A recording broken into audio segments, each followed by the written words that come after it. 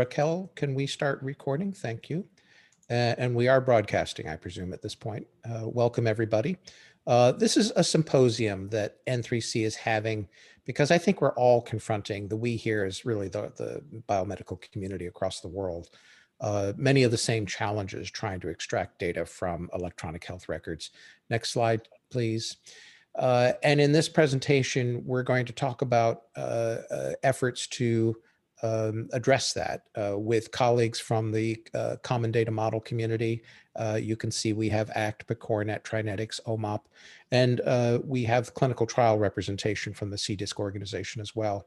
It's very important to recognize that N3C does not work in a vacuum. Quite the contrary. We're enormously dependent on the contribution and collaboration of the community that has been wonderful in its forthcoming cooperation so far. And we want to acknowledge that very strongly. Speaking of acknowledgement, I also want to acknowledge Devera Gabriel for putting most of this together. She was ceaseless in her efforts to make this a success. Next slide. These are our speakers today. I'm Chris Shute. I'm co-director of the N3C along with Melissa Handel and Ken Gersing. I think that Emily, when she does her panelist intervention, will introduce the other panelists. But meanwhile, Emily Pfaff is the head of our data acquisition group in N3C and has been working with the CD2H community for a very long time now. And as I say, Emily will introduce these other speakers who we all know and love and who have been extraordinary in terms of their contributions as representatives of their clinical data model colleagues. Next slide. For those of you that don't know, N3C is a new kid on the block. We started in the spring, of course, with the advent of COVID. We've only been operating for about 9 months, give or take. And we've achieved already the collection from 38 different clinical sites, 2.9 billion rows of data on about 2.5 million patients, a little more than that, comprising just under 500,000 COVID patients. It is a work of many. You can see 1,200 individuals have affiliated with us from 300 organizations, and we've been gratified at the enormous energy and effort and contribution this community has put into it. You can see this timeline would not have been possible without the dedication and contribution. It truly did take a village, and we're forever grateful. Next slide. So I'm going to introduce the emphasis on this particular panel, and that is squirrely data elements from electronic health records and how we can, as a community, address them. I'm going to put emphasis on a few of them, as you can see, but there are really many. Next slide. The challenge is that we are dependent on the communities that generate the repositories in the contributing organizations. And again, these are our clinical data modeling community colleagues, Odyssey, OMOP, PCORNet, ACT, and Trinetics. It is those organizations that actually collect the data from the hubs. We are a downstream recipient from the repositories that those organizations and communities consolidate. Most of the hubs, and by hubs here, I really mean nodes and other sources, because it's not just CTSA hubs. We're having federally qualified healthcare organizations, rural hospitals, other contributors, IDEA states contributing data as well. But let's use hubs generically. They generate the data from EHR sources to populate the CDM repository that they create locally. Now, the reality is that some data is more challenging than others. It can be hard to get. Some of the common data model policies historically may have made certain data elements optional, but in the context of COVID, they're actually quite crucial. And naturally, being 4 different organizations, although the basic philosophies are similar, the data may be rendered somewhat differently in terms of semantics or syntax or context or overarching model. I want to emphasize this is not an N3C specific problem, getting data from these electronic health records. everybody who collaborates with us and everybody who is working, frankly, without us, is confronting this problem. This is a global issue, and that all the clinical data model communities and the clinical trials confront the same issues and problems. If we solve it as a community, then N3C wins. And we're trying to function as a catalyst here. We understand we don't control this, but I think we all want high priority COVID variables reliably and consistently. Next slide, please. So this is, Devera organized a survey of the N3C domain teams and the hubs, and the responses weren't tremendous. We got 13 responses in the priority category and 10 responses in the difficulty category, but they can be vaguely informative. You can see at the top of the list, everybody wanted to know about death status, and most people thought it was not terribly difficult, but relatively doable. And then we go down the list. And I think our goal today is to say that some elements are universally, at least by the domain teams, considered to be important and high priority. And of those elements, some are actually quite difficult to get, like vaccine adverse events. I'm going to dwell on the DNR status, which hit the bottom of the priority list. Somewhat surprised by that, and I'll expand on that in my discussion. Next slide. So let's focus on ICU admission. It's ordinarily a common ADT variable, and in normal non-COVID times, this is not a big deal. It comes in the information streams and billing data of most organizations. But in COVID times, we all know that ICU is a relative concept, that there were pop-up ICUs generated across hospitals and annexes in various civic centers around the country. And for example, an OBGYN ward could be converted to an ICU. Now, I note, I don't mean this glibly, there's a huge literature on whether or not delivery should happen in hospitals in the times of COVID. I'm not going to go into that. But the point is that these wards are often reused in the context of creating ICUs with portable equipment and things that are brought in to de facto create an ICU. ADT is not going to capture that. It's still going to say they were sent to OBGYN in some cases. So how do we recognize the delivery of ICU care outside of ICUs? And many common data model communities, and I think Sean might speak to this, have addressed surrogate metrics to imply ICU services. And this has downstream implications on related variables such as ventilator, flow sheets, and the like. Next slide. Correspondingly, supplemental oxygen and ventilator use and their settings are variables that are both an intervention and an outcome in the context of COVID. They're critical to analysis and severity outcome metrics. They often appear as billable services, but obviously those bills lack any parameters and settings. They just say, a service was rendered. A respiratory therapy, the flow sheets are ideal. They can incorporate supplemental oxygen and mechanical ventilator, but the weaning settings and other details are not going to be in ADT or billing data. They obviously are in flow sheet data. These data are not always incorporated into hub repositories for the various CDM models. And in fact, they may be optional in some CDM measures. And part of the purpose of this symposium is to explore whether as a community, we might reprioritize and encourage this notion of optionality in times of COVID. Next slide.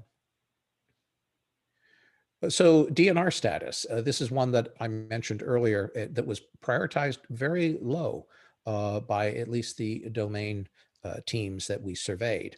And as you know, they come in many flavors. There's do not resuscitate, do not intubate, and a family of others. However, if we fail to account for these statuses, then it's impossible to interpret the natural history of a patient. You say, well, why weren't they intubated? Why was this patient intubated and that patient wasn't in the data? And the answer, of course, was for reasons like this. And not knowing this status impairs the efficiency of analytics. It's hard to interpret any intervention, or more pertinently, it's hard to interpret the absence of an intervention. And it distorts statistics about the need for intensive interventions and outcomes as we move forward. Despite that, it was ranked low as a priority. And the reason I'm jumping up and down is because in our local Hopkins experience, we ranked it very highly. In fact, we came to the conclusion that it was virtually impossible to interpret our data absent that variable in our backyard. It's difficult to capture in EHRs. We spent a lot of energy in our own organization curating this. It requires extraordinary effort. There is a standard LOINC code, and it begs the question of, are there consensus ways, best practice ways that we can get at this information in a way that we can make it scalable across our communities. Next slide. Finally, vaccination. It's the most fundamental intervention we have. Any analysis in future has to account for vaccination status. Efficacy studies will be an important component of N3C application because we are the largest cohort outside of clinical trials of free living populations in a consolidated context. The effectiveness of viral sequence variants will need to be studied. We all know there are new highly contagious variants. Is the vaccine effective against those variants? That requires you have sequence available. I understand that. And we get into hashing linkage issues, but nevertheless, the vaccine data is central to it. And the interpretation on long hauler syndrome. Do vaccinated people have a different clinical course, even in the long hauler context? FDA and CDC have expressed very strong interest. And frankly, if N3C does not provide this, then their funding, energy, and resources will go elsewhere. Most vaccine analysis require manufacturer and lot number. And the many clinical data models vary in the detail and most pertinently in the optionality of some of these elements and components of a complete vaccine record. We need to establish as a community a consensus on prioritizing completeness and rendering of these data and how it could be used. Next slide. So I'm repeating this slide just to remind you, these are not the only variables we have to worry about, nor is this list exhaustive. I mean, we have vaccine, insurance status, convalescent plasma, pregnancy status, family relationships for pregnancy determination, other blood products, EKGs, and so on. These are things that are well known in the community, and I'm sure this particular list, although we thought it was informative, it is hardly exhaustive. Next slide. So our goals and aspirations of this symposium is to achieve the commonweal. We all want and need this data, the mutual advantage to have it consistent. Best practices ideally can be identified from our shared collective experiences, and we hope to foster and catalyze the migration toward a standard approach to collection and rendering of this information. Members of the Common Data Model community and clinical trials will outline the approaches today in our symposium that they undertake for some of these elements. And our common aspiration is to embrace a best practice and common methods for specific data capture, transfer, and analysis moving forward. Next slide. So it's my pleasure to introduce the newly minted Dr. Emily Pfaff from North Carolina, who heads up our data acquisition, who will chair this panel. Emily? Thanks, Chris. Happy to be here today. And I do want to start by saying that what I'm about to present and what our presenters are about to present is by no means work that we've done by ourselves.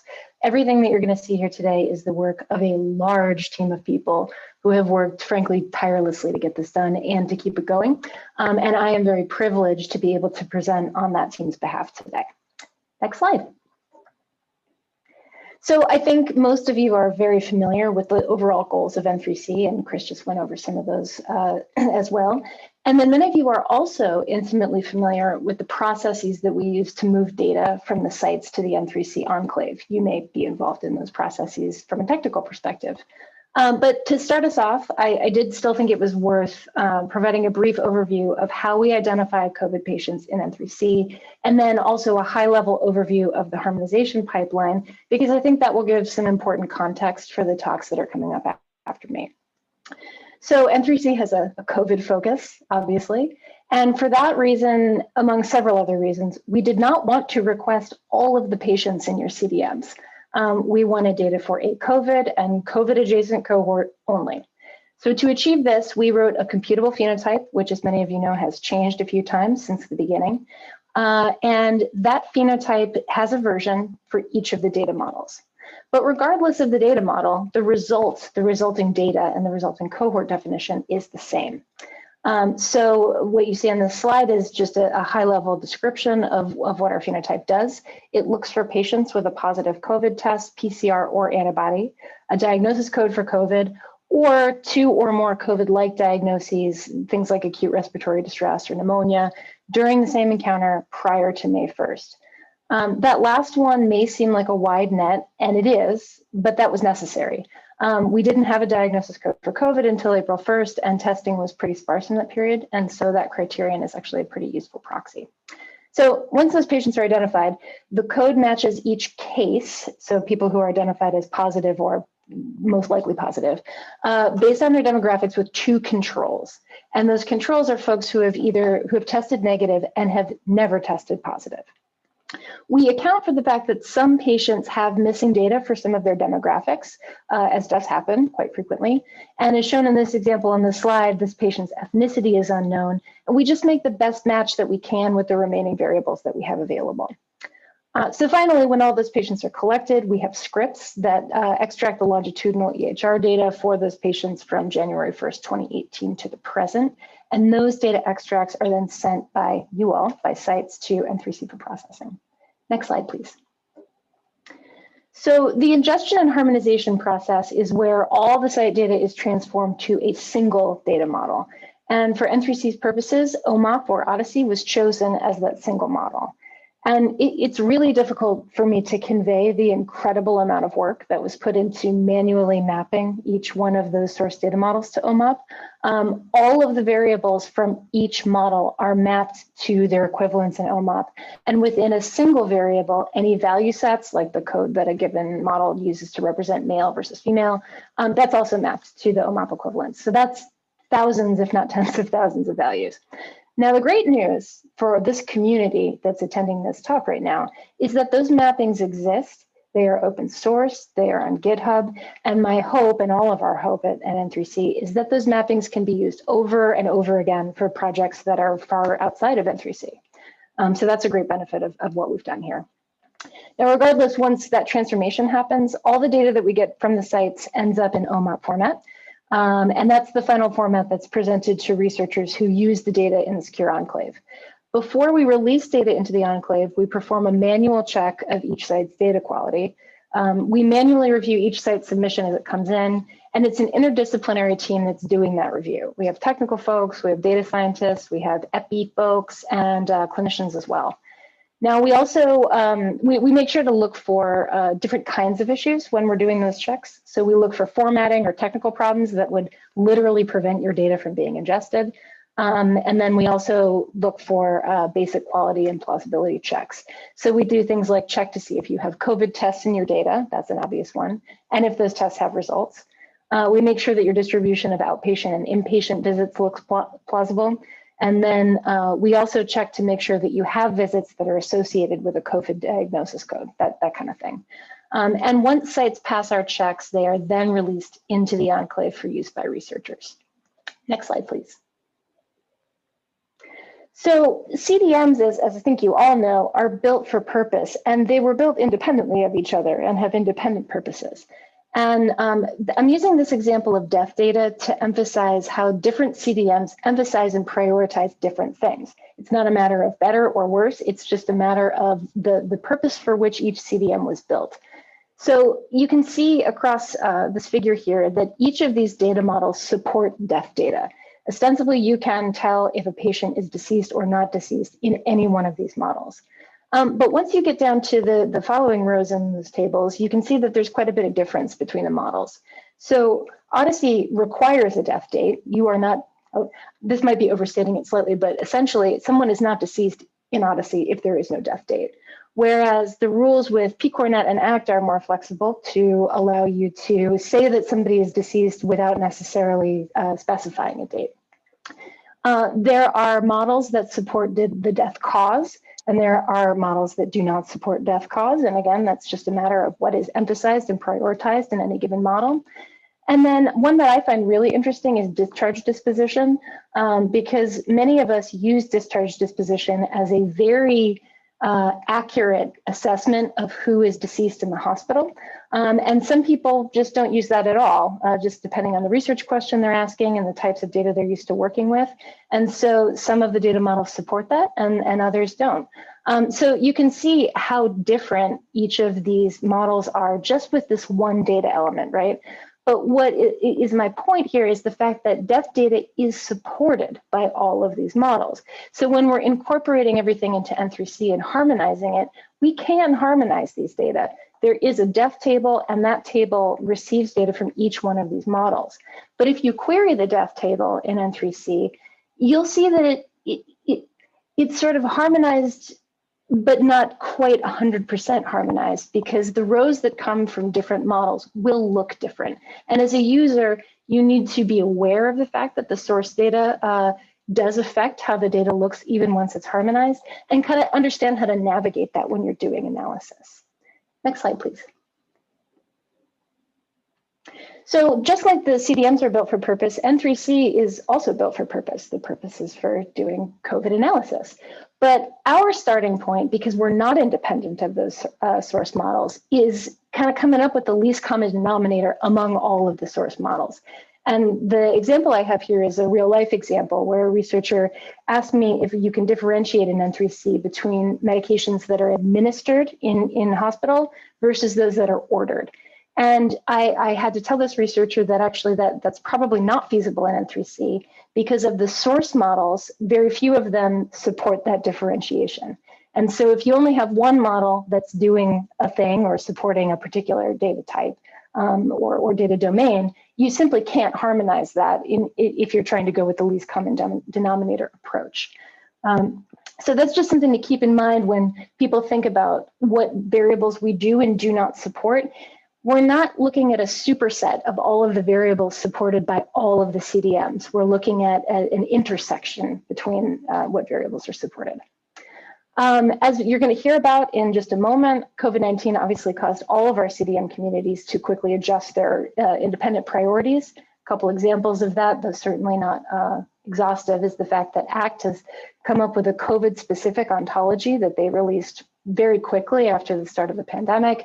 PCORNet has new COVID data elements, and you'll hear about other examples as well.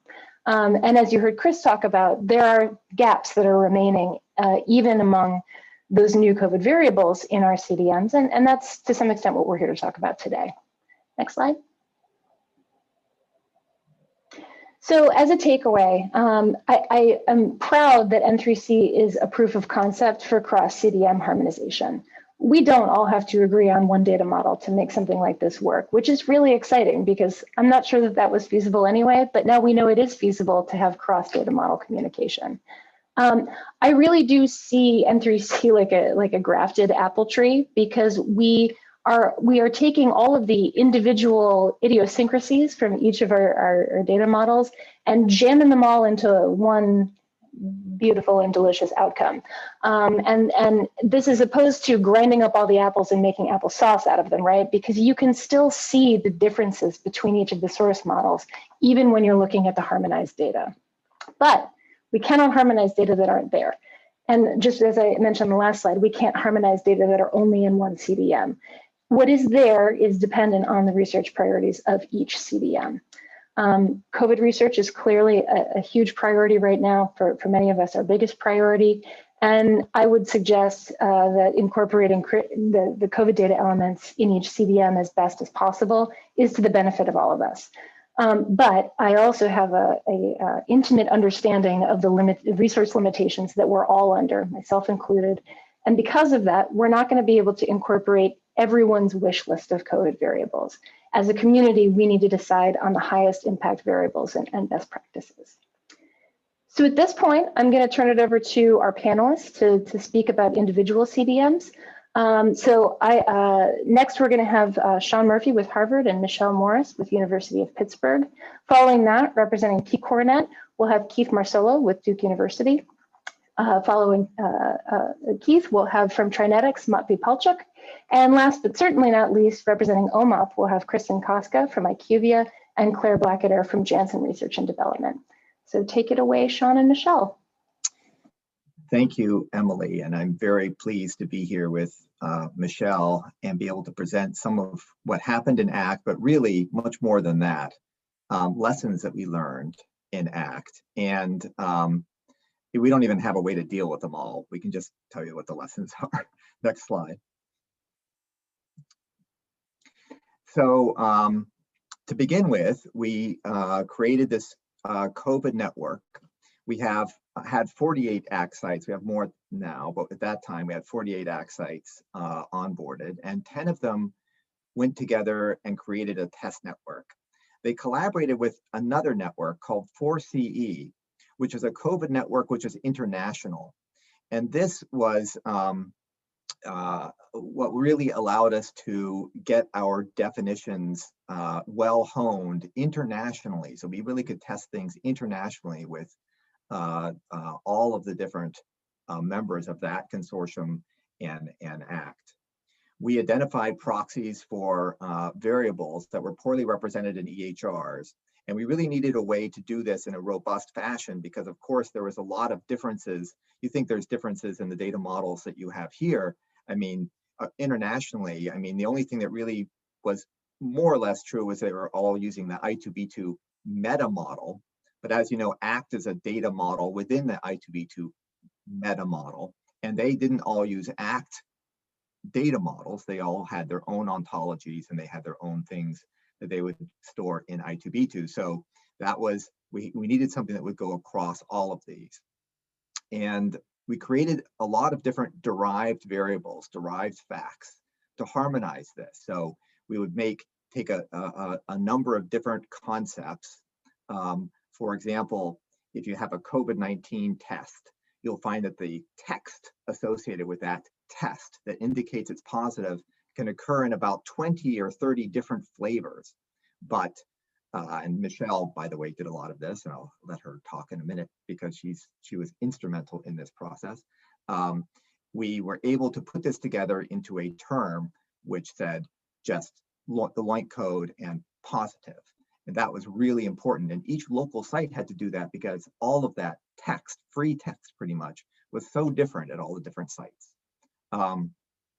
A lot of these concepts and codes were crowdsourced, and that we went through a process exactly like what we're going through right now. And Chris just showed you to figure out what was important and what we needed.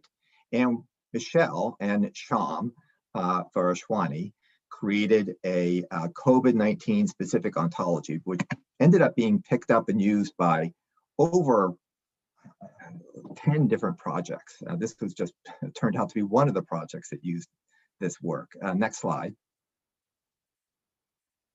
So Michelle, do you want to just briefly talk about the ontology that you created? No, you could go ahead. Keep going. Okay. Well, I hate to, okay, don't give me any credit for Michelle's work because she did such an unbelievably good job. It was just really, anyway, okay. So what she did with Sham is they grouped a new ontology in ACT, which was called the ACT COVID-19 ontology. And what we really focused on was those crowdsourced variables that everyone was really interested in when it came to what people wanted to study in COVID-19. And so we grouped those together in the ontology, and we would create derived facts. Those are usually combinations of terms and representations of text, basically, where otherwise they didn't exist. And you can see how she actually chose to group these. And one of them was in this illness severity category, where these are the terms that were important studying COVID-19 and illness severity. And of course, you can use all of these different terms in queries across ACT, and you can use them to set up analyses. So very important. Next slide. So then we looked very carefully at how to identify severity of COVID-19 across the international and all of the different ACT sites that were involved. And we actually did publish this. This is actually coming out in JAMIA now, I think in a month or so. And what basically it is about is taking proxies. So as you might all be like, well, I know how somebody's in an ICU. You don't have to tell me, because people on dobutamine, for example, all are pretty much in the ICU. You don't go into the ICU someplace else in the hospital and get dobutamine. Dobutamine is really almost exclusively given in the ICU. Now, it's not given to everybody in the ICU, right? So it might be very specific, but not very sensitive, right? So what you want to do then is compile a big list of all the different types of medications, procedures, and other kinds of things, and we'll look at and lab tests basically, that are given in ICUs and pretty much exclusively in ICUs, and use that as maybe a proxy for ICU. We did the same thing for death as well. So severity in our case was kind of maybe a little basically defined, I understand, but you're either in the ICU or dead when you're hospitalized.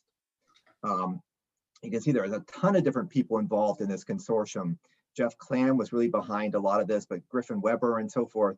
We really went in and went into great depth. And of course, Zach Kohaney was behind much of this. And then in ACT, the ACT PIs with Steve Reese and Bob Toto and Gary Firestein and Lee Nadler were very much behind this. Next slide.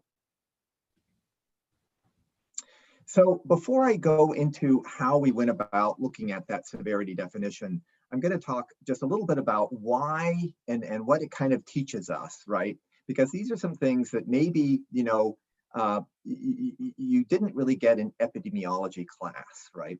An observational study class.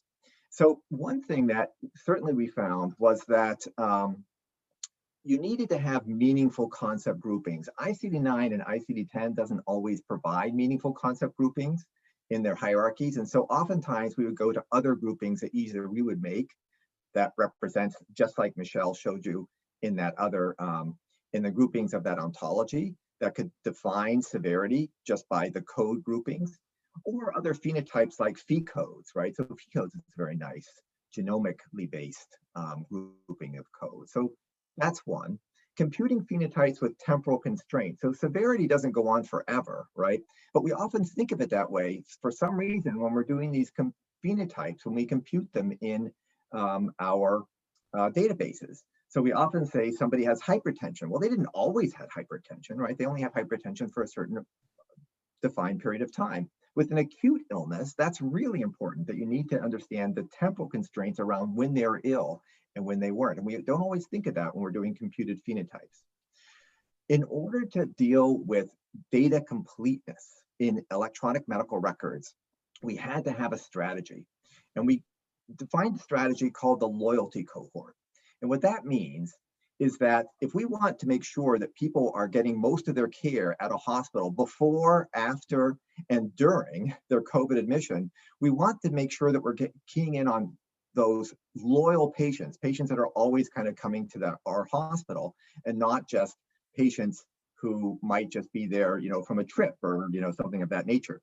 And so we define these loyalty cohorts as to have a lot of history to them in codes and stuff, and subsequent follow-up.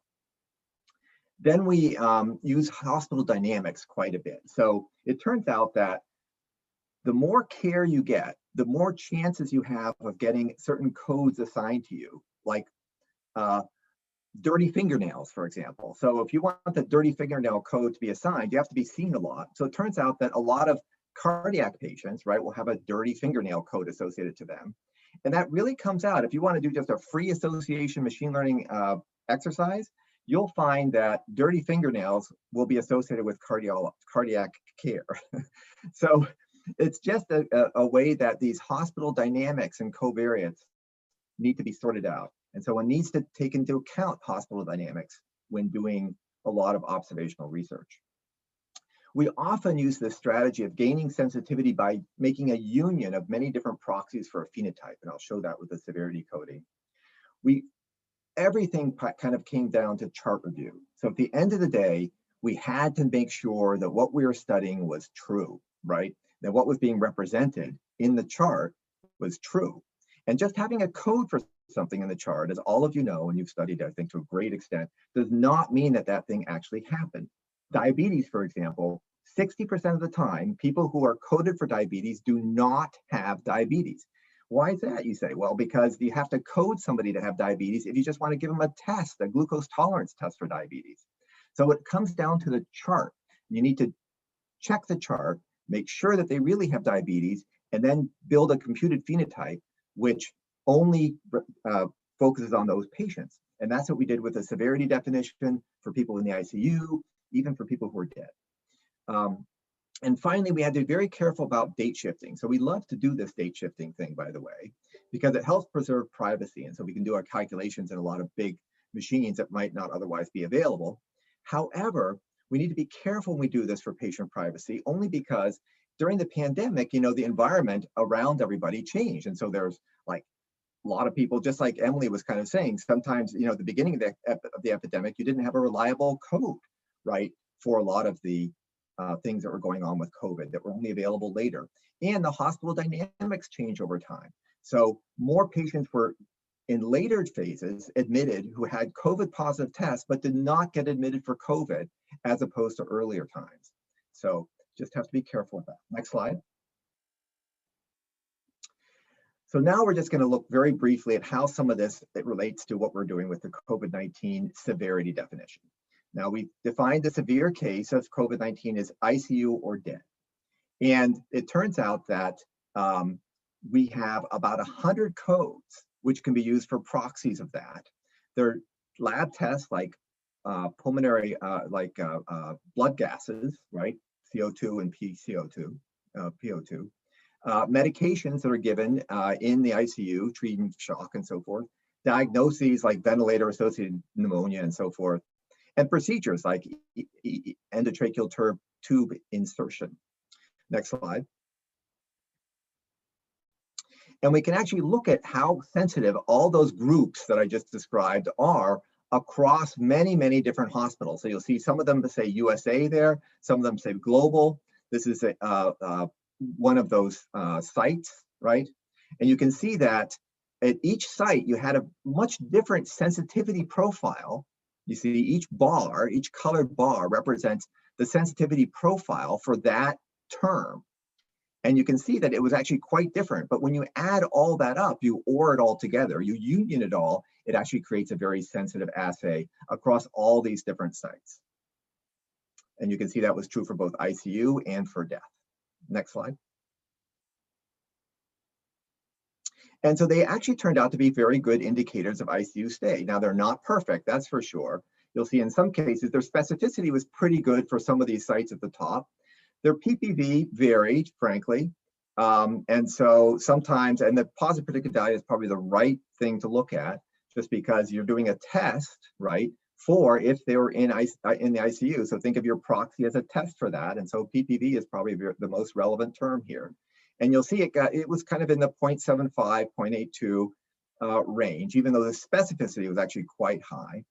The sensitivity we're on the ROC curve here, so we had to optimize the sensitivity and the specificity, and that's what you can see here. It's the optimal numbers.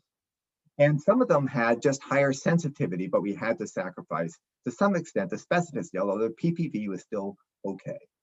Now, I just want to compare that. You're like, oh, that's terrible. And by the way, over on the right is all the codes. Those are all the codes that we use. You can see there are hundreds of them that we ORed together as part of that definition, but they're just codes, so we can look for them all over. And you can see, but just to compare that, so compare that to CPT codes, which the people use for ICU stay, which you can see that PPV was only 0.49. And then you're like, well, what's the sensitivity? Because that makes a big difference. And it was also 0.49. And I'm sorry that I forgot to show it there. I don't know why I did that. But anyway, but the PPV you can see was only 0.49 using what's supposed to be the actual indicator whether somebody's in the ICU, which is their CPT code. Next slide. Now you might say, why don't you use machine learning to indicate ICU stay? And we did that to some extent, right? Because we did chart reviews.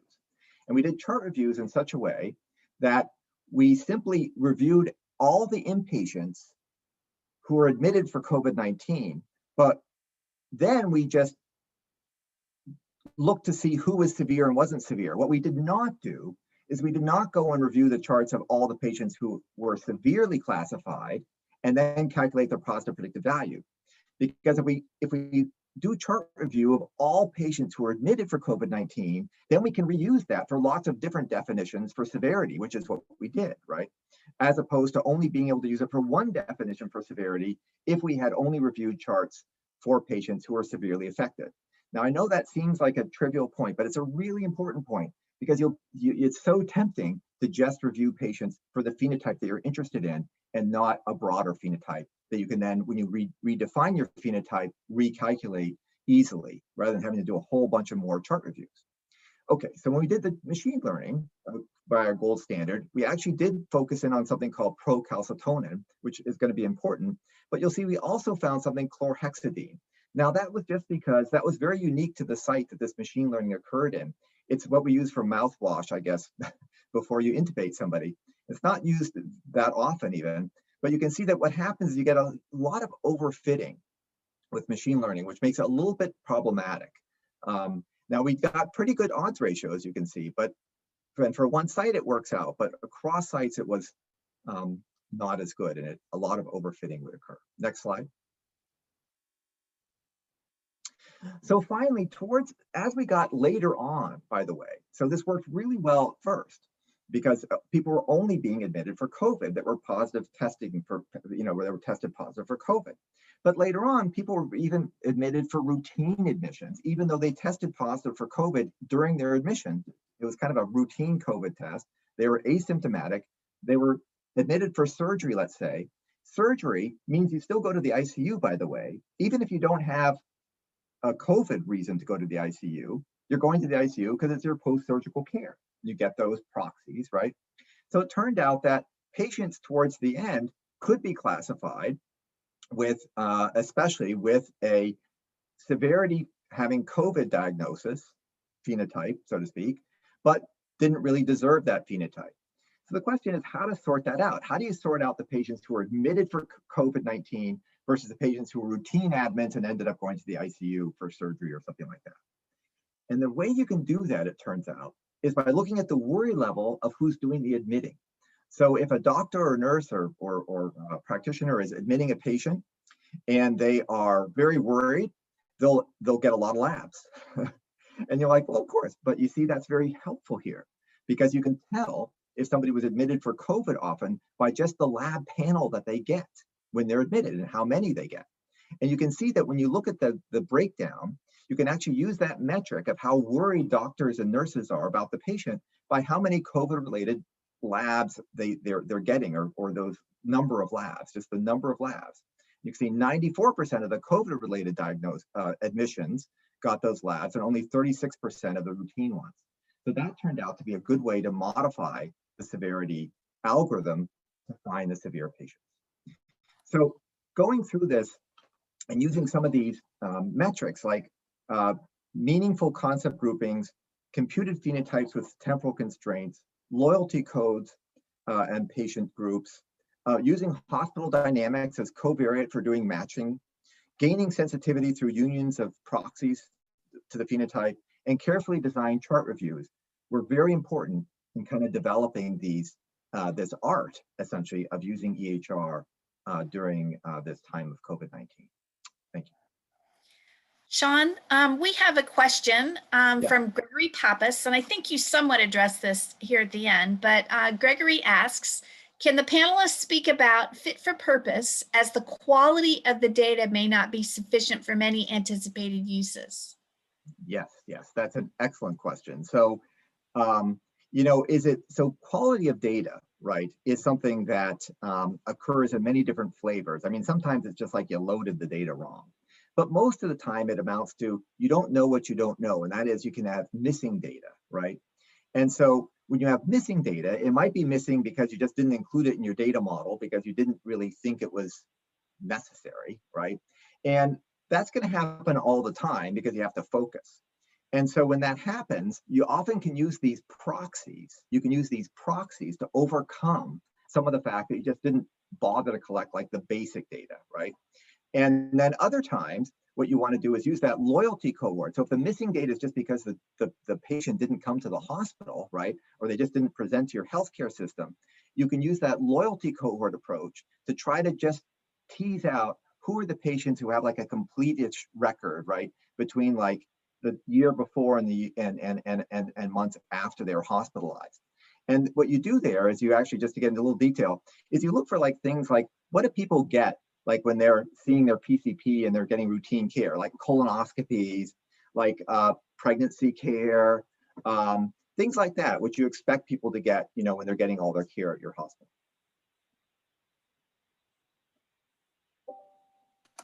I'm not seeing any more questions. That's a great question.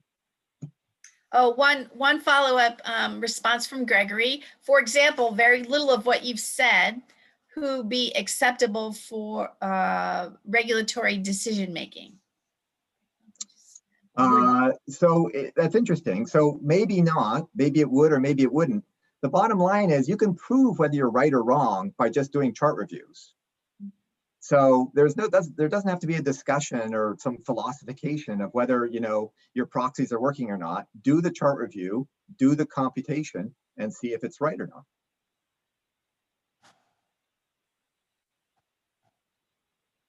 Okay, I think that's all of our questions.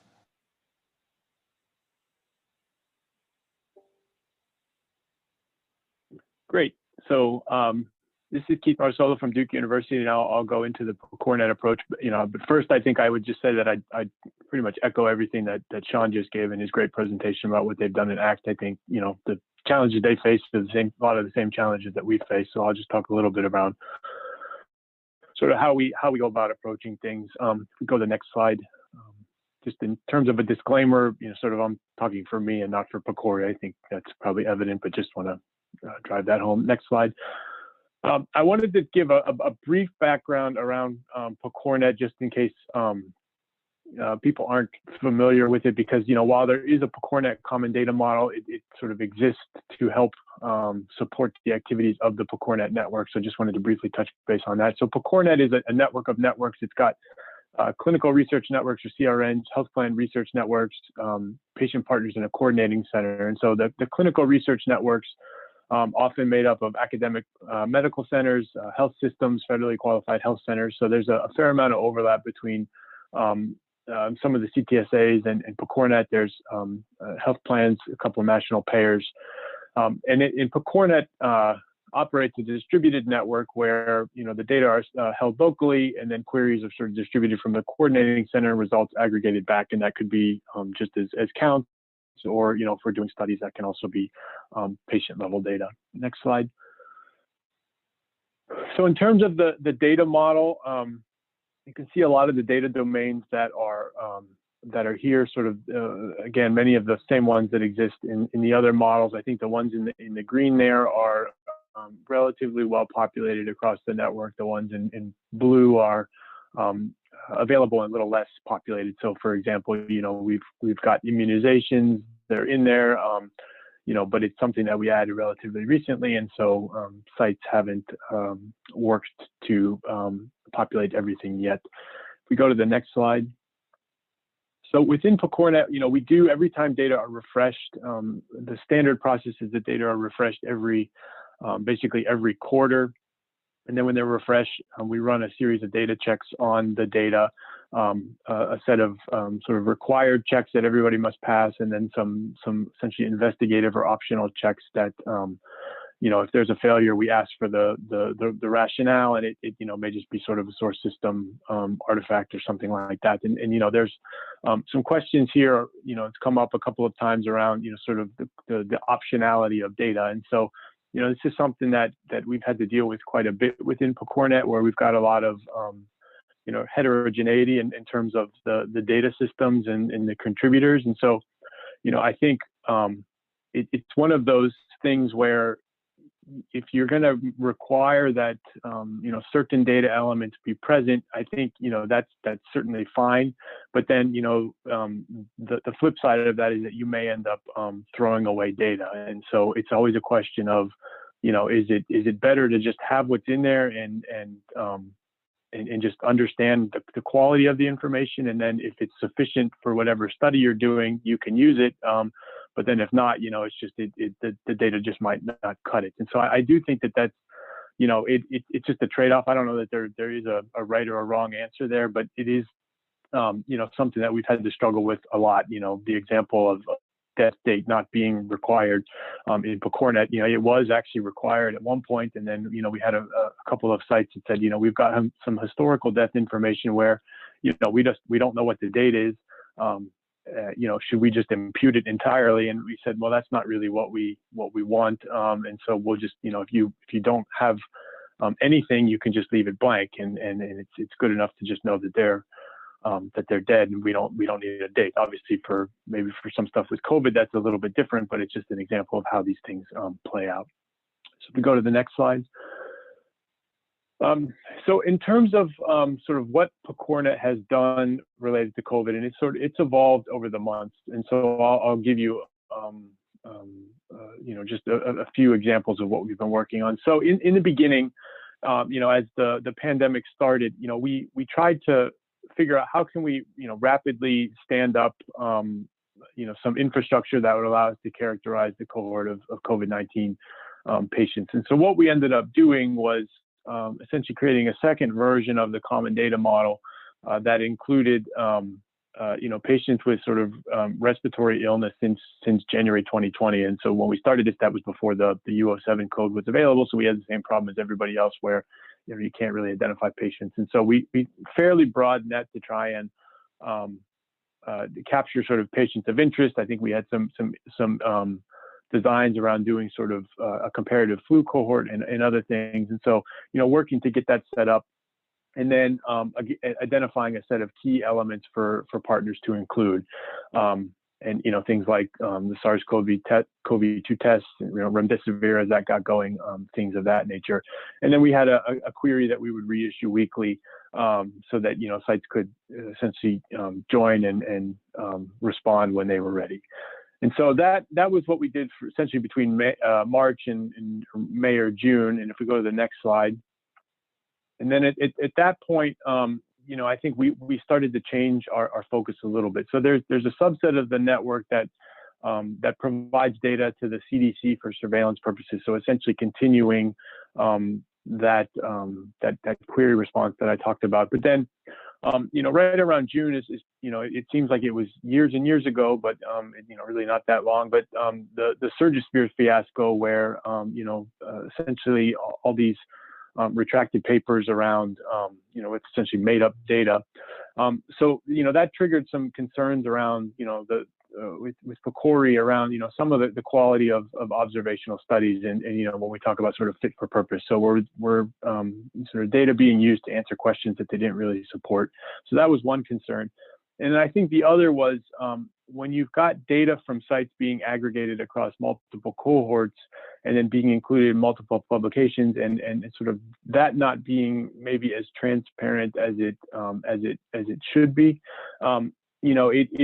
it might lend it, that we're seeing signal or we're making it sound like there's a signal that's not necessarily there, because again, it's just the same data being used in multiple publications. And so I think that really caused, I think PCORI to want to maybe just pause on some of the straight data work. And so, what we've done sort of since then is PCORI has decided to focus more on, some CER type activities, which is really PCORI's mission. And they've had some targeted PFAs come out and some smaller work.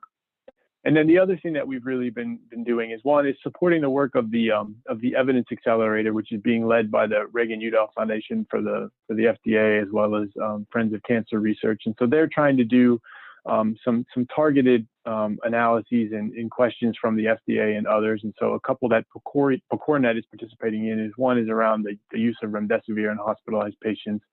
And then the other sort of looking at the natural history of coagulopathy in patients with COVID-19. And then we've also been doing some prospective studies through the Healthcare Worker Exposure Response and Outcomes Program, which is the HERO program. So there's a registry. There was a prophylactic trial related to hydroxychloroquine, and then they're doing some starting up some vaccine surveillance. And so that's what we've been kind of working on in the more recent one. And if we go to the next slide.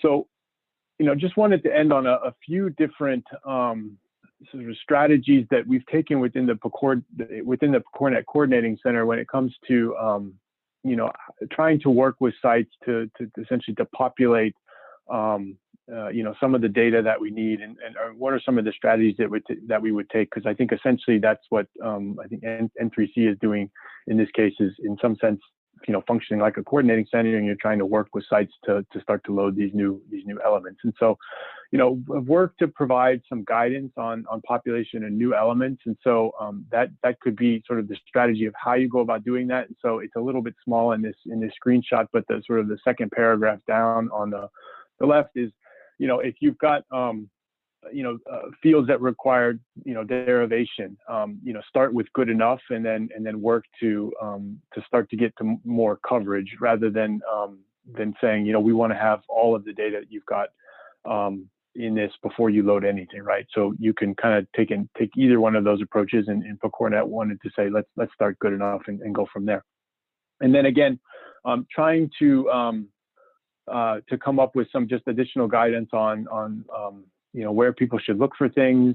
If you've got some commonality among sites with EHR vendors, you can start to share ETL code. That's not something that PCORNet as a coordinating center can do necessarily, although we encourage our sites to try and do that and collaborate when they can. And then things like providing LOINC codes that people should use for various measures. And so I know Chris had mentioned the do not resuscitate as an example. So there's some LOINC codes for that, and I was actually looking it up when we were talking, and actually two of those codes are not really appropriate for representing the actual DNR status. And so that's something where you would want to make sure that sites are using the right one, so providing guidance in that area. So that's something that we've done a fair amount of within PCORNet. Next slide. Another would be chart review. I think this is a pretty basic example, but sort of echoing what Sean said. So when you see things in the CDM, can you go back and find it in the chart? And then when you're comparing values, do the values overlap? And then next slide. And then, the other one that we in PCORNet have not done maybe as much, but I think just in general, I think it's a missed opportunity as a whole, is really trying to leverage data that are reported operationally.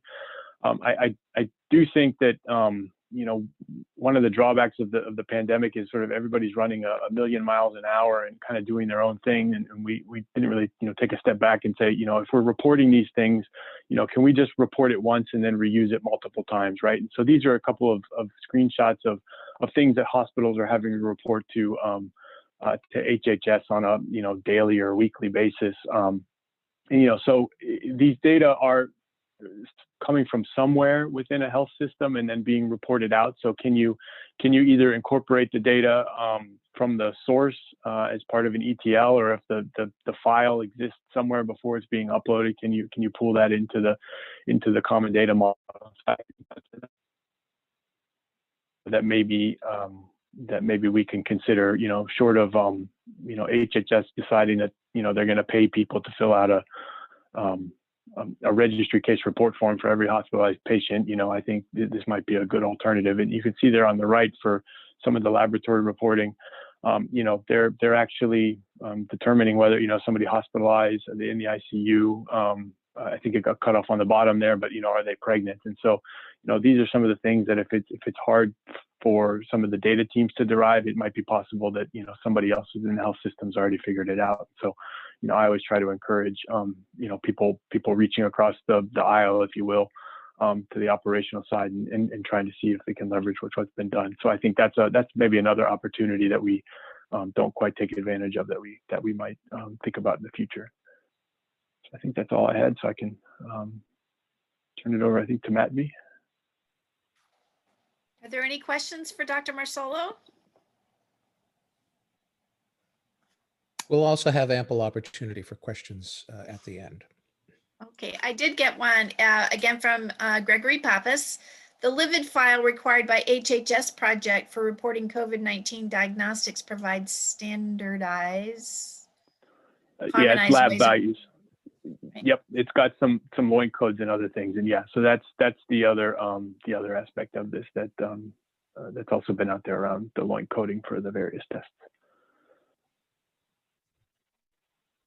Okay, I'm not seeing any more questions.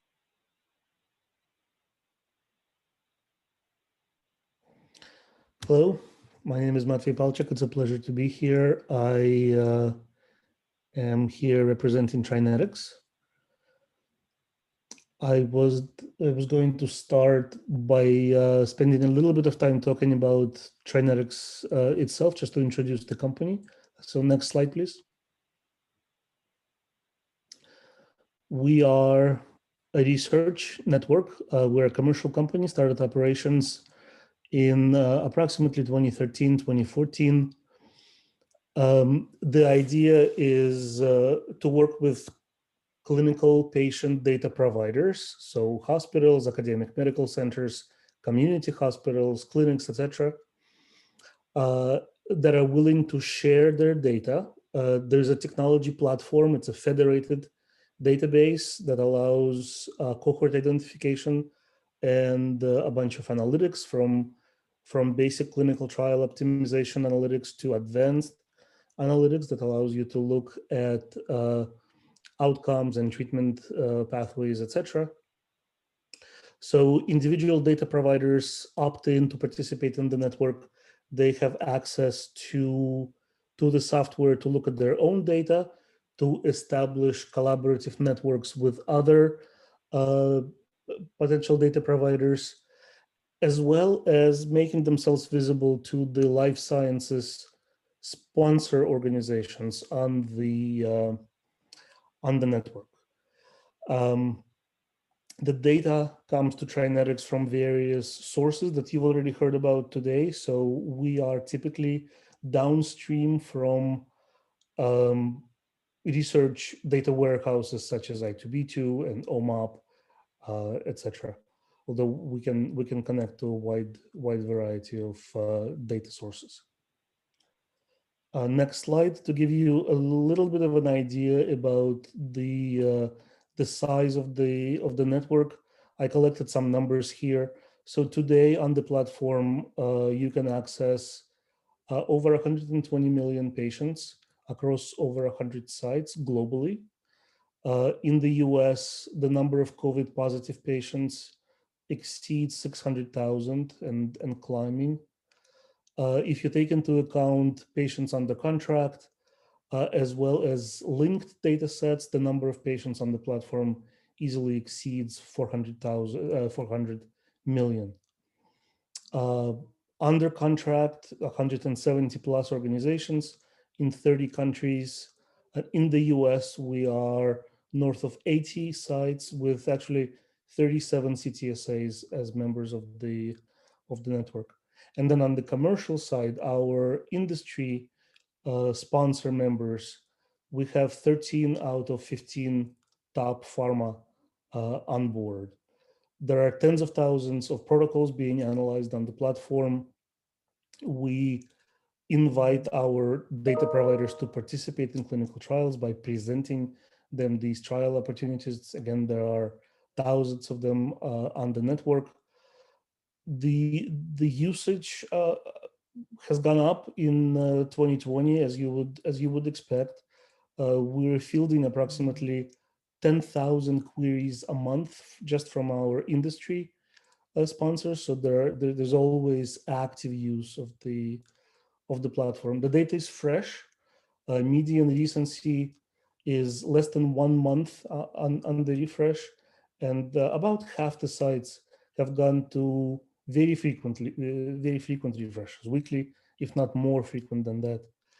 As far as time span, the data spans years and years.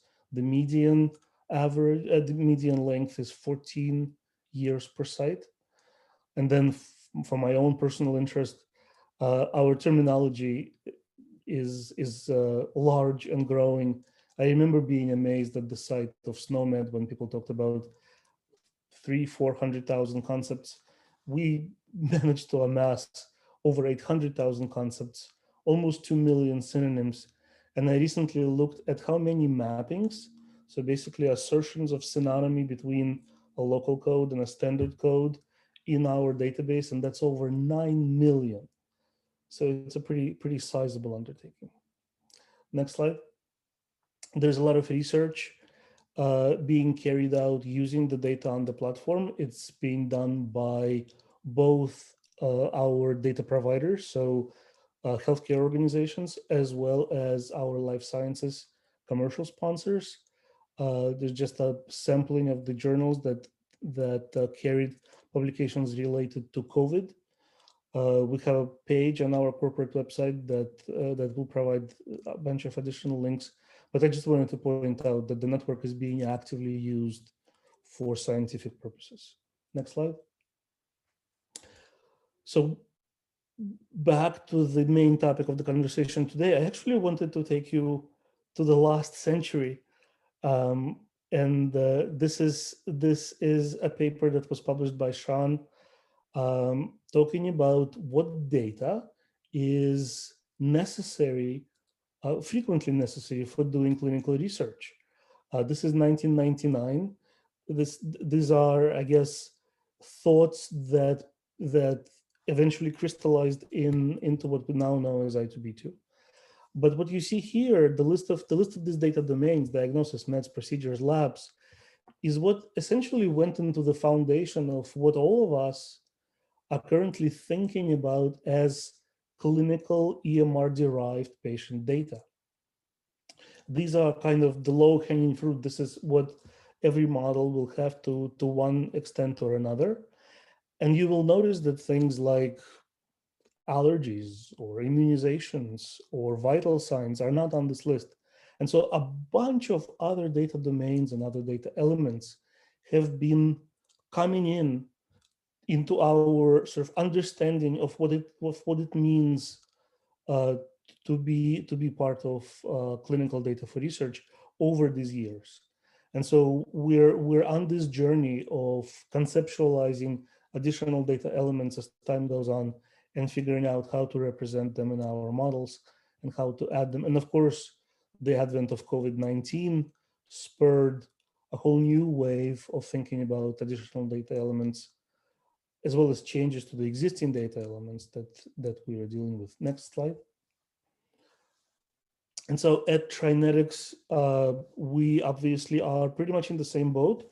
Our data comprises the basic low-hanging fruit, diagnosis, procedures, meds, and labs. And then we move on trying to improve and increase the breadth and width of the data asset by adding additional sources of structured data, like, for example, cancer registries, of unstructured data, so parsing information out of narrative text, trying to link additional data sources, link one de-identified data set to another, try to derive information, calculate information where possible from existing facts, and so on. From a historical perspective, a bunch of this builds on I2B2.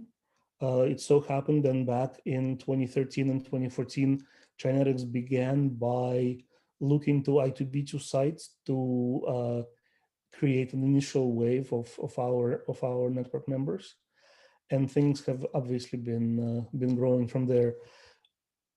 As a commercial company, one comment I wanted to make with regards to the data on the platform, we are governed and driven by the need of our users, both data providers as well as the commercial sponsors. And so when we make decisions about what data elements are included in this platform, we typically have to answer questions about how often do these data elements appear in eligibility criteria for clinical trials, for example, etc. And so just keep in mind this sort of commercial aspect to the nature of Trinetics platform and Trinetics underlying common data model. Next slide. When it comes to COVID-19, I don't think anybody is surprised that it took us a good long while in the first half of 2020 to get the basic 2019 related data flowing to the network. So what you see on these graphs, the blue solid area are cases in the US. So from March and moving on. And the orange lines are showing the number of sites that are not giving us, so Trinetics sites, that are not giving us such information as COVID diagnosis, COVID labs, COVID-related procedures, etc. And so you see the orange line going down as we are actively working with our data providers to figure out how the data is captured, to talk them through augmenting, updating the terminologies in their electronic medical record systems, to removing the barriers. I call these things gates. Many ETL pipelines will only allow the data through if they are aware of the code of an existing mapping. And so when U07.1 appeared, well, not surprisingly, that there is, it doesn't appear in people's ontologies, it doesn't appear in people's mappings. That data gets stopped in many cases. It simply doesn't flow through downstream. And so it took a lot of effort to liberate that data. We're facing a very similar situation, I'm sure, today with COVID-19 vaccines. Next slide. Two quick examples. As far as mechanical ventilation, you've heard this before from prior presenters. Basic things that can easily be done are using existing codes. So this is a really simplistic, you can hardly call it a phenotype, but it's just an ORD collection of CPT and ICD-10 PCS codes that represent various ventilation-related procedures, all the way to complex concepts that combine multiple data domains and multiple sources in their definition, and obviously on to computable phenotypes and machine learning approaches that Sean talked about. It really depends, obviously, on the presence of the underlying data and the definitions that we choose to use to define such elements as, for example, ventilation. Next slide. Specifically on COVID-19 vaccine, we are gearing up to support it. We are hoping to get vaccine data from kind of two angles. One, immunization data as drugs, essentially. And so we are planning to store this information in our medication table. One thing we've done is we actually shoved CVX into the VA classification hierarchy that we're using on top of RX norm in our terminology to allow us a little more wiggle room in the granularity of capturing the vaccine data. So if somebody tells us this patient received an mRNA vaccine, either from Pfizer or Moderna, we can use this RX norm code that you see on the screen. But if I just find out that somebody's received a COVID-19 vaccine without any additional information, I will be able to map it a level higher to a less specific CVX group code. And then the second angle are procedures. So CPT already released a whole bunch of codes. You can see them here. The first two are Pfizer and Moderna. The third one is, I guess, getting ready for AstraZeneca and Oxford. And then their children represent administrations, first and second dose. And so hopefully as administration of vaccines in our data provider hospitals begins to take place, we're hoping that this data will flow into the platform. Next slide. Just wanted to thank everybody for participating in N3C. Trinetics is honored to be a member of this endeavor, and we are certainly planning to continue working to support any new N3C initiatives that this group will undertake. Thank you.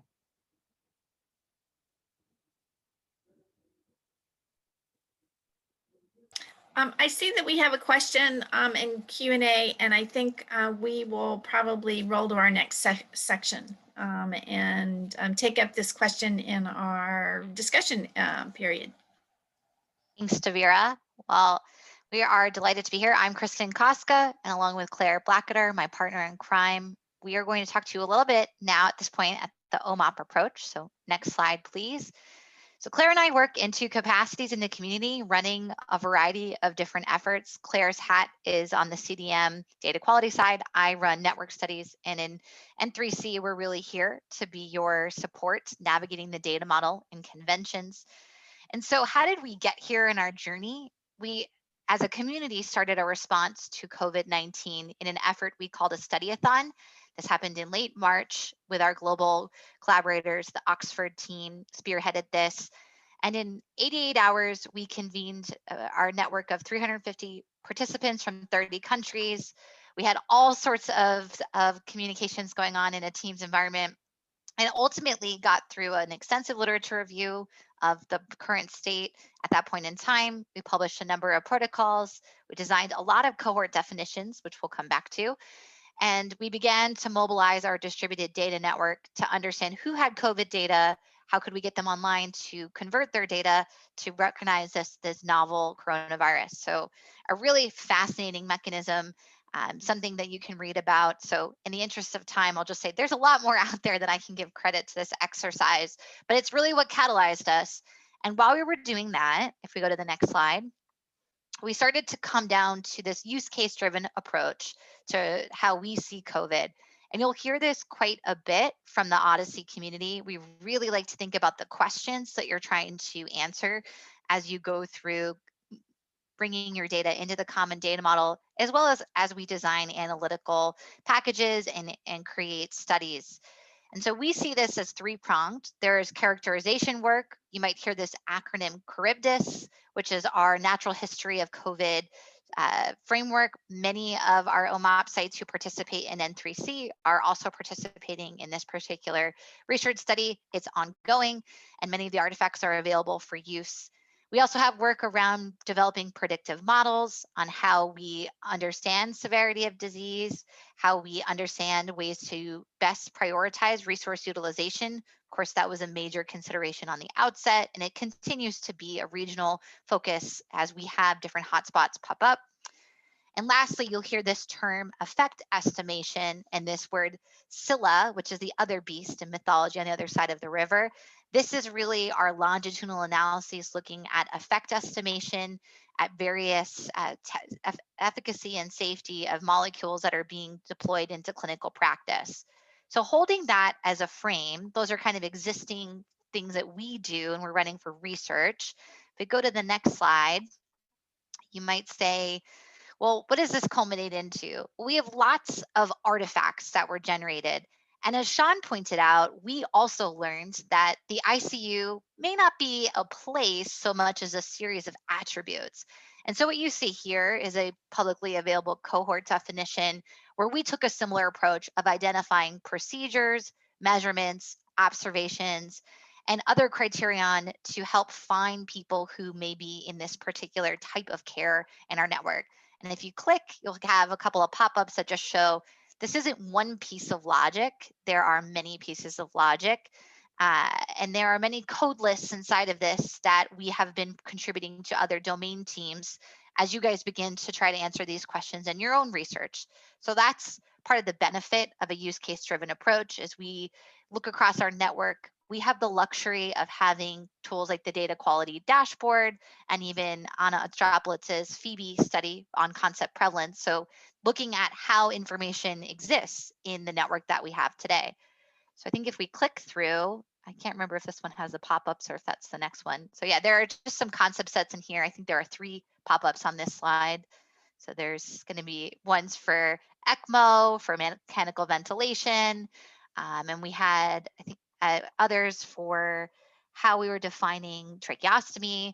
And of course, depending on your question, you may have different ways of wanting to define this. And so that is part of sharing these knowledge artifacts. They're available, but you can also modify them based off of your clinical preference.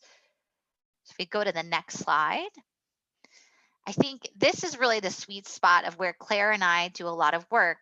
What are questions that people want to answer with the data? And so I'm going to turn over to Claire in just a second, but if we click, we have a forum that exists on the internet. Anyone can come out and ask their questions. And so we have lots of people posting questions that they want to see us answer. They can be anywhere in the world. They can sit in any capacity. They could be a data holder, or they could just be a data dreamer. And this one was looking at COVID severity. If we click again, you'll see there's some folks looking at prior immunization. And this is really what drives us and informs us. And we have lots of mechanisms in our community to say, okay, this is the question we heard. And in our work groups, we then begin to think of how is this represented in the data? How can we control for different issues in analytical choices and design? And how do we disseminate and share artifacts when we get to that point? And so if we go to the next slide, I'm going to hand it over to Claire. So I think one more click. Claire is the guru of many of the data element discussions that happen. You may not always like Claire saying no to your question. She'll say, come back with more. But I'm going to hand it to Claire because in her capacity, she navigates this piece of where do data elements live and how do we represent them? So Claire, the floor is yours. Oh, thank you, Kristen. Yeah, so after listening to the discussions from our other partners here in N3C and the question from Greg about fitness for use, it actually made me think back to when we were starting our research into COVID-19. As Matthew said, we didn't really have a code. We eventually got the U07 code. And as people were getting their COVID tests, they were rapidly being done. And there are many, many different ways we found out to identify someone as being positive for COVID. And so the first thing we had to do was say, where are these results going? And as Kristen said, Odyssey is an international network. In the study-a-thon, we had folks from the UK. We were collaborating directly with folks in Korea. We had folks from the US, all around Europe. It was extremely diverse, which meant that all these different source data elements were in different places. So the first thing was to say, well, where could we find COVID-19 tests? How did they look? And of course, if you think about all these different countries, they are coded very differently and they look very different. And then the next question was, do we actually see the result, which I think is a big piece of this. If you go to the next slide. And so then the question was, how do we ETL them? How do we get them in the data model? What we were seeing is that we would get the test, but we wouldn't see the result, but perhaps the result was in the source data. And as Sean was saying, sometimes these things don't always flow through to the model because we didn't know we would need them, because sometimes people put a result in a place we wouldn't expect. So we had to make sure we were working with all of our network partners. And even though we're not we don't have a central hub, say like pCoreNet or Trinetics, we still worked with our partners to say, where do you think this would be? How could we help you find it? And what would be the best way to put this in the data? So when we think about fitness for use, especially around COVID-19, it sounds small, but the first step is, how do we find COVID-19 patients? And I think N3C has done a really great job with their phenotypes. But for the Odyssey network at large, we really had to think about, where are we finding these people? What do they look like? How do we ETL them? And we eventually settled on a good system for that. And now we have, very clear directions as to how to put these COVID-19 tests into your data and how to identify the positive people. And then the biggest question is, do you have anything besides their positive COVID test, which is always a question, because of course, many people go outside of their normal physician or EHR network to get a COVID test, just to get one done wherever they can. And so next slide, please. So the biggest thing we actually found coming out of this was to rely on our working groups. So within Odyssey, we have many different working groups that all provide insight and direction as to how we can approach conventions, such as, COVID-19 tests, ICU stays and proxies and phenotypes and all those kinds of things. So we relied heavily on our EHR working group to do that. And you can see here, Melanie Filosky is the leader of that group. And what she does is kind of wrangles all the EHR experts around the Odyssey network. And they talk about, the way data flow in to the different EHR systems, and then how they may flow out into the OMOP common data model. And they bring those insights back to the larger CDM or common data model working group, and we then relay that to the community as conventions and accepted standards. And I think that's about it. I don't know, Kristen, if you had anything else you wanted to add. Well, I'd be amiss if we didn't end with join the journey. That's our little catchphrase we use in the community. And we're very excited to be part of this journey with N3C, and we look forward to continuing to build convention together. We'll hand it back to Devira. I'm not really driving the order, but thanks. But I'm happy to introduce Bess Leroy, who is with CDISC and is going to be talking about data integration from a clinical trials perspective. And thank you very much. So my name is Bess Leroy. I'm head of standards development at CDISC, and I've just put a few slides together in terms of the overview of CDISC, since this has been mostly an EHR focused conversation. So CDISC is a global standards development organization really focused on consensus-based standards for clinical and translational research. We've been around for a long time, over 20 years, and we are a nonprofit. Next slide, please. So I think one really important thing to point out are some regulatory requirements around the use of CDISC standards. You might have heard of the SDTM, which is the Study Data Tabulation Model. That's kind of our common data model. And CDISC standards are required for regulated research in the US and Japan, also kind of trending that way in other countries such as South Korea and China, recommended for EMA submissions when you do submit patient level data. Next slide, please. So I kind of just want to touch on how CDISC standardizes their data. I'm sure it has a lot of commonalities with other common data models, but we have our CDISC structure and metadata, and of course that's paired with CDISC controlled terminology. We partner with the National Cancer Institute Enterprise Vocabulary Services, NCIEVS, and they work with us to standardize the content. I will say that we don't reinvent the wheel. So if there is applicable terminology, so MEDRA coding, ICD-10 coding, we have a way to capture LOINC coding. We don't kind of create our own codes if they already exist. And so you can kind of see that, this is an example of what a CDISC SDTM data set looks like. They're organized into data sets and kind of categorized by topic, and they fit into an events, interventions, or findings structure. Next slide, please. So kind of in addition to our data model, we layer that with disease area content. And so we've been really spending the last 10 years or so thinking, how would the implementation of a CDISC model look for specific disease areas? And of course, I think like everyone else, we tried to rapidly respond to COVID. Next slide, please.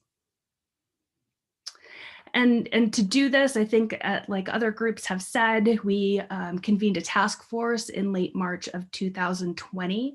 This kind of went against our normal consensus-based process. And so, we have a dictated standards development process. And normally that standards development process takes about an entire year because it goes out for public review, internal reviews. It's vetted by our community, but obviously needing to get something out there more quickly. So we convened industry stakeholders, so those people doing COVID vaccine trials or therapeutics, regulatory participants, academia, so from, folks from Harvard and Oxford, and then as well as our key CDISC standards staff. And so within 4 weeks, we published a set of documents on our CDISC website. So the first one is really looking at those vaccine trials and medications. Then we had ongoing study guidance for those studies disrupted by the pandemic, which is every study, and then some guidance for public health researchers. So this included annotated WHO forms that are being used in over 40 countries, but just with CDISC annotations and mapping instructions. One thing we are doing right now is we are putting our guidance through our regular standards development process so it can be fully consensus-based, and that should be published as a final version in the summer.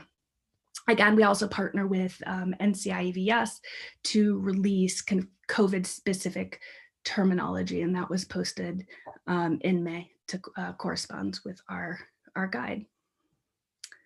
Next slide, please. So these are the topics or the data elements that our group covered, and kind of how we settled on these was that our collaborators from industry submitted case report forms, and together we worked through everything that was being captured and tried to focus on kind of the most pertinent pieces for COVID-19. So you can see we have quite a lot. I just highlighted some of the things that other people have talked about, including hospitalizations, assisted ventilation and oxygen therapy, and as well as vaccines.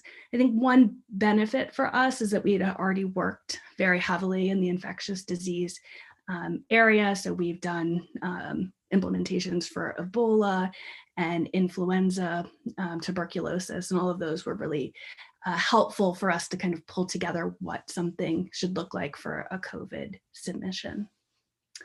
Next slide, please. So I do want to say that the FDA does release obviously specific guidance for study data by therapeutic area. And so the FDA, we had already worked previously with the FDA about 2 years ago on how to submit vaccine data to CBER. And so luckily this had kind of already been laid out and vetted. It really focused around reactogenicity as well as vaccine administration. And so CBER again requires a CDISC data set submission. And so this kind of aligns with our CDISC guidance around vaccines. Next slide, please. So I just kind of wanted to illustrate how something might look in a CDISC data set. So for vaccine administration reactogenicity, we show the actual administration, the administration date. You can represent lot number and manufacturer. I've highlighted kind of these different areas to show the use of controlled terminology. The bottom, I know it's a little bit hard to read, but for the reactogenicity events, we have the kind of term as reported, but then it's decoded using MEDRA. And so for most of our variables, there is a way to decode it to the dictionary that you're interested in using. Beyond vaccine administration, we have systemic reactions, so fever, chills, fatigue, headache, put in your symptom, slotted in, there's terminology for that, as well as administration site reactions. There's more information about trial design, et cetera, that's specific to clinical trials that wouldn't necessarily impact this group. But next slide, please. So we also showed ICU status, the occurrence plus the timing. So again, showing a decoded term as well as the dates of that ICU status stay. Next slide, please. So this shows ventilation and oxygen therapy. I think one thing that I wanted to point out in terms of CDISC data sets is they're really still divided by topic. So even if you have a ventilator flow sheet, so information that might contain the type of ventilation and settings, information about oxygen saturation and patient labs and other vitals, we still store them in kind of separate data sets by topic. So the administration of oxygen is a medication according to how we categorize things. And so it doesn't matter if you're being, if you're given oxygen for COVID or influenza or Duchenne muscular dystrophy, you're always going to find that data in the same place represented the same way. And again, we're able to pull lots of pieces together from different therapeutic areas. We find that, there isn't just a one therapeutic area specific implementation. Lots of concepts, the biomedical concepts cross kind of many fields. So next slide. And I was just going to wrap up and talk about clinical research COVID-19 harmonization efforts. So just like, the N3C is doing an amazing job with EHR data. There are other groups that are looking at clinical research data. There's the Oxford Infectious Disease Data Observatory. They are partnering with ISARIC to develop a clinical data platform, and that's really kind of using those WHO forms.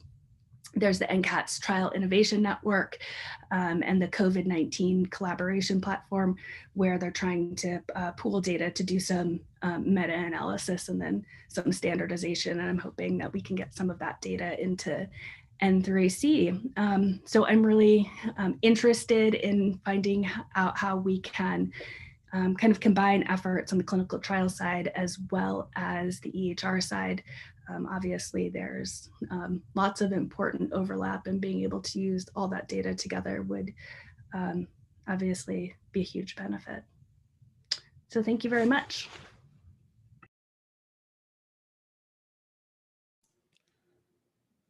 Well, thank you. Let's see, Emily, did you want to convene the panelists in questions, or how do you want to proceed here? Are there questions from the audience that we haven't taken yet?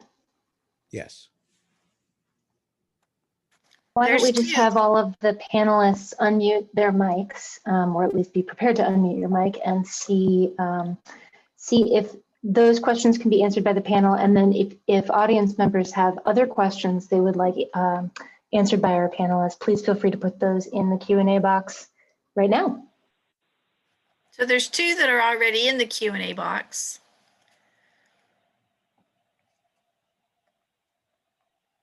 And I'm happy to read them. Yeah, Devera, do you want to be our question asker in chief? Sure. So Gregory Pappas asks, have you compared your data with the HHS project? Are you working with the HHS project? That's the first of two. It's HHS Protect, not. Oh, sorry, Protect. Sorry. Are any of the panelists working, their group working with HHS Protect? No. Okay. We get some data that we compare from HHS that we then compare to our data just to see if it's actually comparable. Interestingly enough, it often is not. They tend to collect data more in certain places, and we tend to collect it in other places. We actually have something coming out soon. We first became aware of this during the pediatric immune that multiple immune syndrome, MIS, and how it was being reported across the US. And so what we found was that it was they were collecting a lot of data in the southern states and not so much in the Northeast. And it was interesting. So anyway, so we compare it.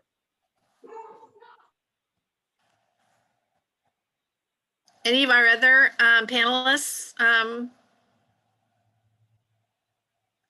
Okay, so I'll go to the next question. How could NCATS and N3C help drive interoperability? We need harmonization and standardization of coding systems. Has N3C worked with Logica Health? I'll take a swing at that. We've certainly examined Logica. I mean, there are friends in Utah and all the fire people that many of us are very closely associated with. We made a tactical decision early in the N3C process, rightly or wrongly, that the most mature efforts for standardization were among the clinical data model communities. Fire, as we know, is still somewhat underspecified, and the maturity layers of many of the fire resources are not yet at a national published standard level.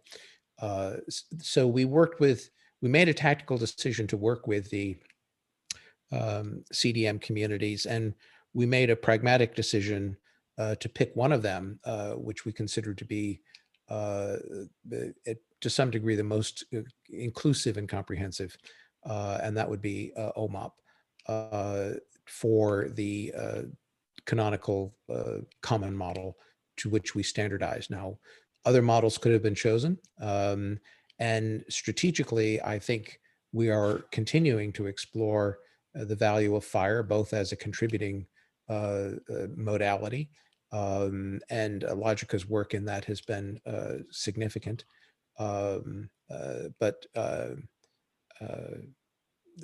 We're aware of it, but we decided to remember this has all happened in the past 7 or 8 months. So we just decided to move forward quickly and as expeditiously as we could. And we felt that would be most easily facilitated with the common data model communities. Do other people want to comment on Logica?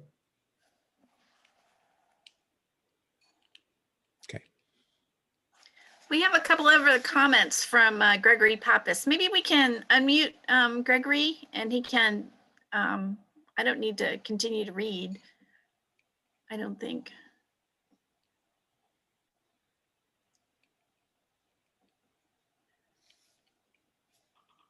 Raquel, have you unmuted Dr. Pappas? Oh, please continue to read. Okay, so, HHS Protect is the required standard for reporting COVID diagnoses. It's nationally required. And then Dr. Pappas goes on to say, Chris, I do not see Logica as a common data model. FHIR is not a common data model. Yes, that's a great debate. Let's not have it here. But it's a transmission standard. But it de facto has a common data model. There's a large literature on FHIR repositories as perhaps emergent frameworks for clinical data repositories, but that's beyond our scope in this meeting. Are there any other attendees who have questions or comments about the data elements that we outlined or additional data elements that well, while we're waiting, I think a common thread that has come through is that really all of the common data model communities are working with heuristics. And I'm wondering if we, as a matter of efficiency, might pick a variable, and I really don't care which one, although there seem to be a lot of work around ICU status and surrogates for ICU status. We have a knowledge base in N3C, and whether that knowledge base could be a consensus of mechanisms and efforts in the common data model communities to do surrogates for ICU status. It's clearly an important question. Before we answer that, let's go to Michael Kahn's question. Do you want to read that, Devera? Sure. Michael Kahn asks, interested in Emily's comment about seeking the intersection rather than the union across the common data models. Why not allow the strengths of different models to move forward into the harmonized common data model? That's a really great question, and I'm glad you asked it. I I think that in some cases, it's very data element specific. So let's actually use discharge disposition, which we were talking about earlier, as the example, because I think if I'm remembering my slide correctly, 2 of the 4 data models support discharge disposition and 2 do not. But we did not want to, because it's such an important data element, we did not want to throw away discharge dispositions that were being given to us from 2 of the 4 data models. And so they are incorporated into the enclave and you can use them.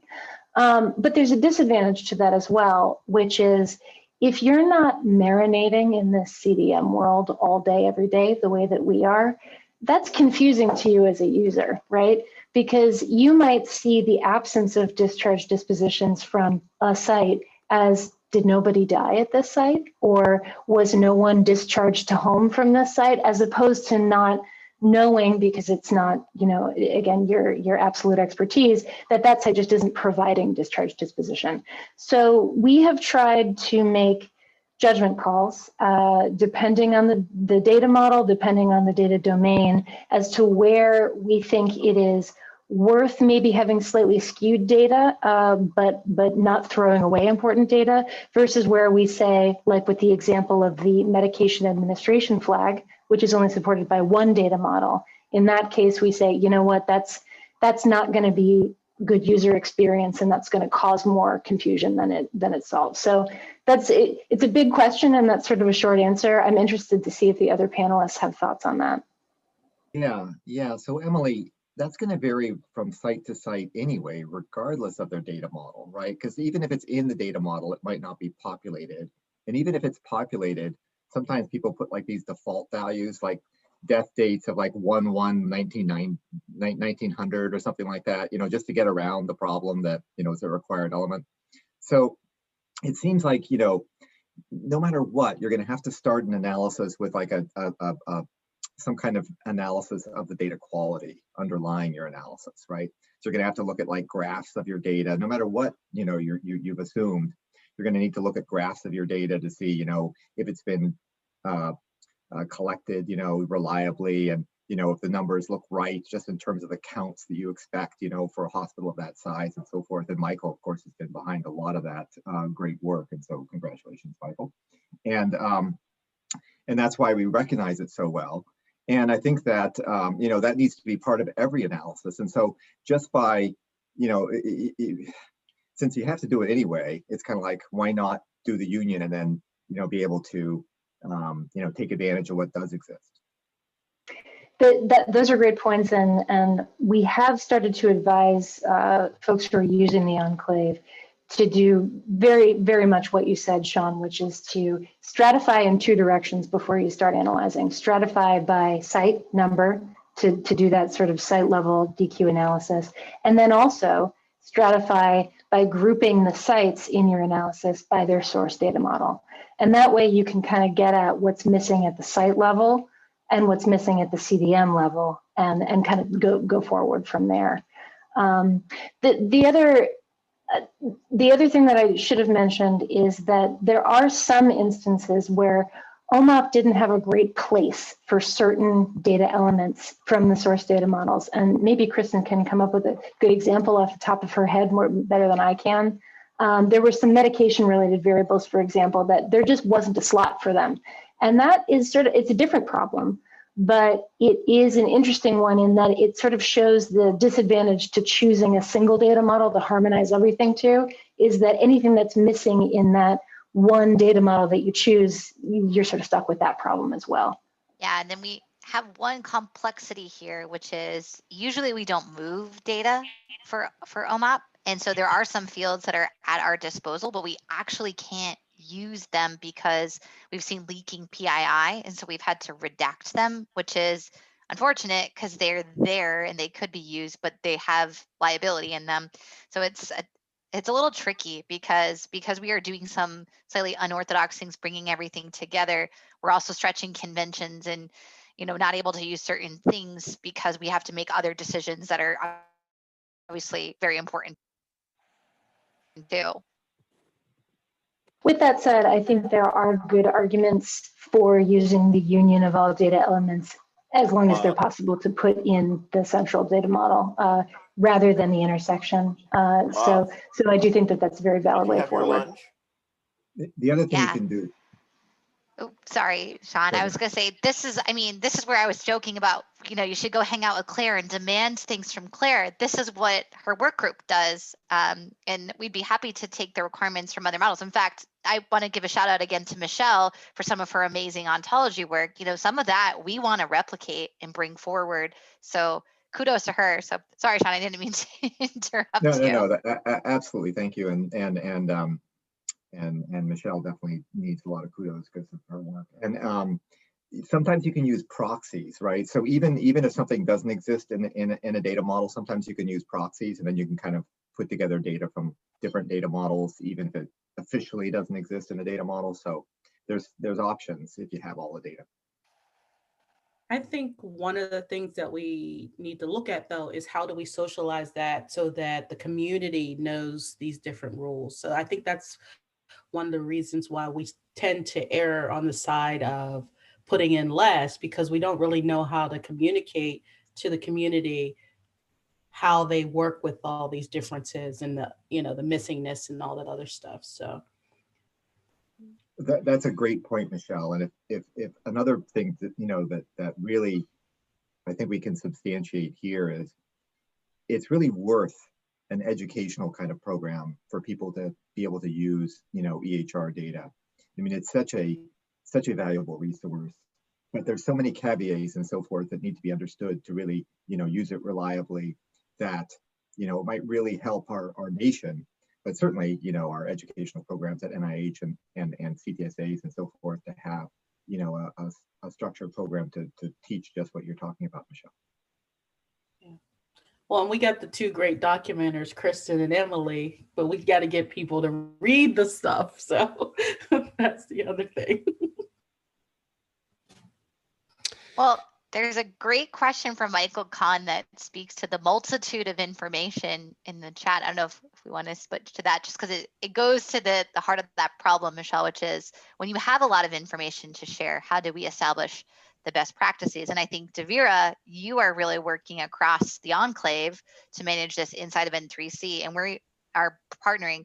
So Michael Kahn's question is kind of, how do I know what to use? And the answer is, it depends a little bit on your use case, which I know is not the best answer, but I think Devira and Harold and others are trying to create infrastructure so you can self-assess when you're in the environment what may be worth propagating to your analysis. I don't know if you want to speak to that, Devira. Sure, and actually the persisting asset that in N3C that's being developed really is being led by Harold Lehman. So thank you for mentioning Harold. I am helping to facilitate a group of people called data liaisons who go to the analyst teams and try to represent close to the data issues, information about how to develop concept sets, things like that.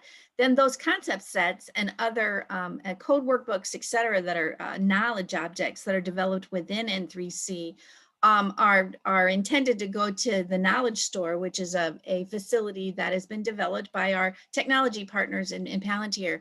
And in the knowledge store, we aim to, and we, just like everything in N3C, we've been building the plane as we've been flying it. The intention is to develop sufficient metadata about the development of a concept set or a code workbook or other knowledge objects sufficient that analysts within the enclave can take a look at and reuse those, understand what the intention was for its creation, and then judge to reuse that, or maybe check that out and fork it and create something, a variant based on the analyses that they're doing. So we are in the process of more formalizing, creating the ability to not just recycle and reuse, but also do that in an appropriate way so we can facilitate and meet the aims of being able to help analysts with the wide array of knowledge and knowledge objects that are available within the enclave. But that work is really being led by Harold Lehman. So let me sneak in and answer Ken's question very quickly, whether we'd be willing to reconvene this as these things mature? And I think the answer is clearly yes. Our goal is to catalyze this kind of consensus and correlation. And frankly, N3C exists to support the analysis and consolidation of this data. So anything we can do to advance that would be what we would do. So yes, we'd be happy to consider reconvening. I think this is a good time also to plug that we have some salient next steps for everybody that has come to the webinar today. Something that we would like to do is we plan to write up and have some sort of paper for ready for publication based on not just the presentations, but also then the next steps. And we would like to invite everyone who's attended to register your interest in being involved in developing such a paper. So that is another activity that we have, another way that we can follow up in addition to potentially having another webinar. So Ken, we will hope that you will sign up and be a part of that follow-on paper development activity. And the question about why not establish a harmonized CDM, this reminds me of the wonderful cartoon about the 14 standards. We'll make a 15th to unify them all, and then there are 15 standards. We thought about that actually, of making a grand unified mechanism, but I think that was rejected pretty quickly. And we decided to embrace OMOP as the canonical model because it had machinery associated with it. It had many other features and attributes associated with it that a new de novo environment would not enjoy. We're also strategically thinking about what role FHIR might play in the future, but that's for another discussion.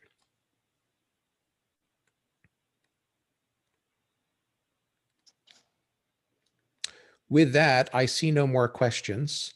I want to thank not only the panel for their very insightful comments and contributions, but quite frankly, the communities and represented by the panel, of course. But the people on the screen you see have invested hundreds of hours personally on these projects to achieve what we're trying to achieve as a community. And and not just the people on the panel, of course. There have been, I would say, hundreds of people who've invested enormous amounts of time that make N3C possible. And it is to that community that we really want to extend our thanks.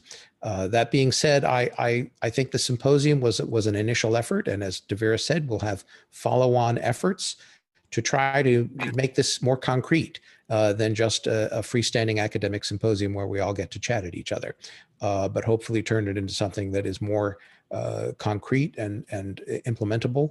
I mean, I still cling, I hold a candle for the aspiration that we will have consensus specification for some of these COVID variables and be able to address their optionality and their way they are rendered among our communities to evolve towards commonality going forward. So who wants to cover the next steps? Oh, I see, Devera, is that right? Well, we spoke to this. There's my email. It's difficult, devera@jhu.edu.